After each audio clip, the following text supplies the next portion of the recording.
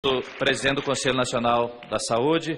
Em seguida, concedo a palavra ao deputado federal, senhor Odorico Monteiro, ele que é presidente da Frente Parlamentar da Dengue e Incorporação Tecnológica no enfrentamento das arboviroses. Vossa Excelência tem 5 minutos para o seu pronunciamento.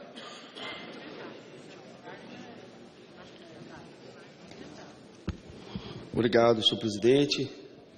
Saudar a mesa, saudar a deputada Luísa Erundina pela iniciativa e dizer, deputada, que tive o privilégio de ser residente em São Paulo quando a deputada Luísa Erundina era prefeita. E queria aqui, na época, secretário de Saúde Eduardo Jorge, que era deputado federal, estava licenciado, dizer também da importância da prefeita Luísa Erundina na construção e no fortalecimento do Sistema Único de Saúde nesse país.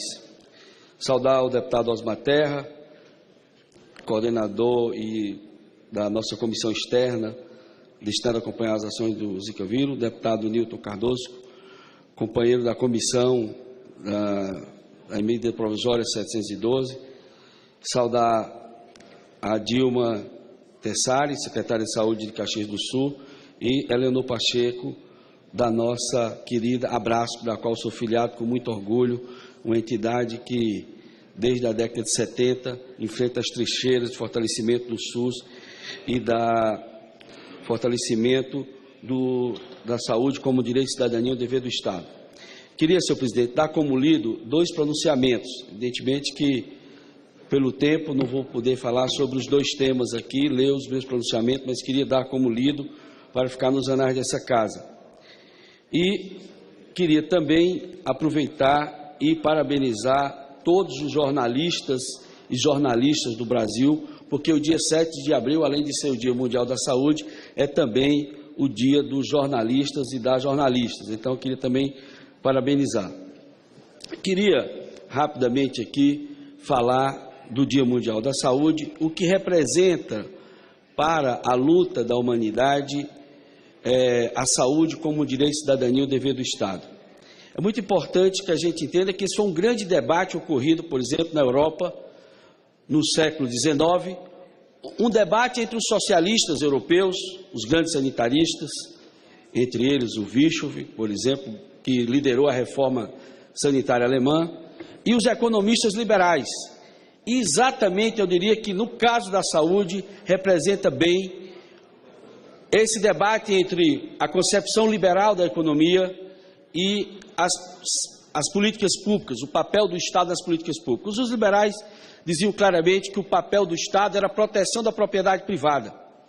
E os trabalhadores defendiam, se o papel do Estado é a proteção da propriedade privada e o trabalhador que tem no seu corpo a sua única propriedade, que muitos deles, como descreveu no seu livro, A Situação da Saúde da Classe Trabalhadora Inglesa, o Engels, os trabalhadores que viviam muitas vezes da mão para a boca. Se é papel do Estado defender a propriedade privada e o trabalhador que tem no seu corpo a sua única propriedade, de lá onde ele tira o seu sustento através da força de trabalho, é papel do Estado a proteção da saúde do trabalhador e a saúde como direito de cidadania. E daí, sem dúvida nenhuma, a classe trabalhadora europeia e o primeiro sistema de saúde público universal do mundo foi o sistema soviético. Depois, os sistemas universais surgiram depois da reconstituição da Europa na Segunda Guerra Mundial.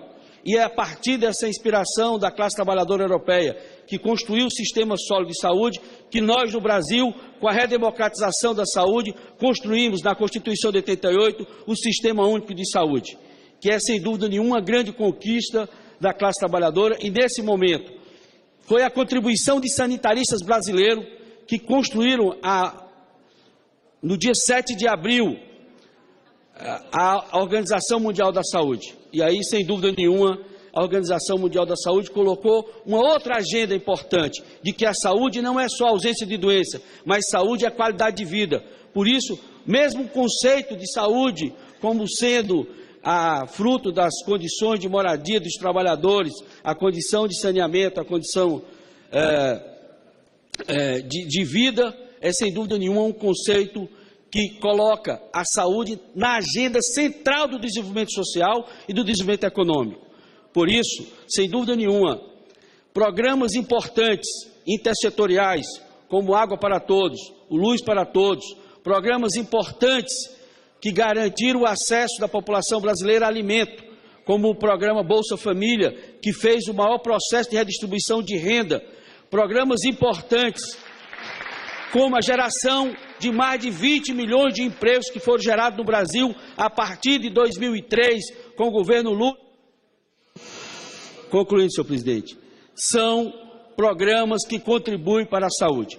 E, por último, eu queria dizer que, a partir, inclusive, dessa perspectiva intersetorial e da necessidade da mobilização social, que nós criamos a Frente Parlamentar da Dengue, Incorporação Tecnológica e Arbovirose. Primeiro eixo importante da frente é a questão do enfrentamento do vetor. E aí nós estamos evoluindo para criar a Rede Nacional de Parlamentares contra Zika, porque nós temos que unir os vereadores, são mais de 57 mil vereadores, são mais de 1.000 parlamentares estaduais, os deputados federais, senadores. Nós temos que entender que a questão do enfrentamento do vetor envolve a sociedade. Não é o Estado que vai resolver o problema das caixas d'água, não é o Estado que vai resolver o problema dos quintais das casas, mas nós temos que entender que nessa perspectiva do enfrentamento do vetor, a saúde e a sociedade, o governo...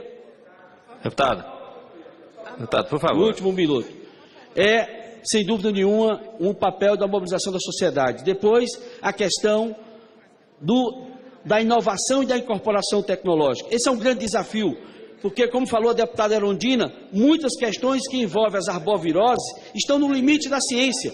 E aí, sem dúvida nenhuma, a presidenta Dilma, há 15 dias atrás, lançou mais de 1 bilhão e 600 milhões de reais para incentivo à inovação e à incorporação tecnológica. E a outra questão, sem dúvida nenhuma, é a rede de proteção social que nós temos que criar e fortalecer para acolher as mães e as crianças que foram acometidas e que nasceram com microcefalia. São famílias que vão ter que ressignificar a sua estrutura familiar para apoiar e dar suporte a essas famílias. Sem dúvida nenhuma, esse momento que nós estamos discutindo aqui na Casa contribui muito para o fortalecimento dessas políticas públicas. Muito obrigado, presidente.